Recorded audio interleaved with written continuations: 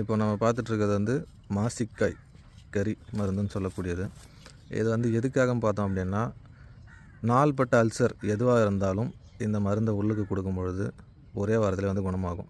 வருஷக்கணக்காக சில பேர் ஹோட்டலில் சாப்பிட்டு அவங்க வயிறு வந்து புண்ணாகி, குடல் புண்ணாகி, வாய் புண்ணாகி, அவங்களால ஒரு சாப்பாடு கூட அதாவது ஒரு லைட்டான காரம் சாப்பிட்டா கூட அவங்களால தாங்க முடியாது. வயிற்று வலியோடு இருக்கும். அப்போ அடி வயிறு சூடு ஏறிக்கும். அப்போ என்ன ஆகும், அவங்களால எந்த ஒரு சாப்பாடு சாப்பிட்டாலுமே வயிற்று வந்து வலிக்க ஆரம்பிச்சிடும்.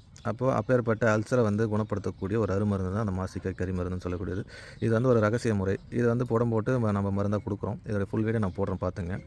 ஒரு வாரத்தில் வந்து இந்த கறியை வந்து வெண்ணெயில் குழச்சி சாப்பிடும் பொழுது 15 நாள்லேருந்து 10 நாளுக்குள்ளே அவங்க முழுமையாகவே அந்த அல்சர் வந்து சரியாயிடும். அதிகபட்சம் 2 மாதம் எடுக்கும்போது திரும்ப பிரச்சனையே வராது அவங்களுக்கு.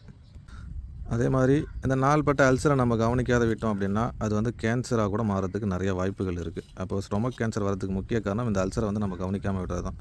அப்போ அத்தகைய கொடிய ஒரு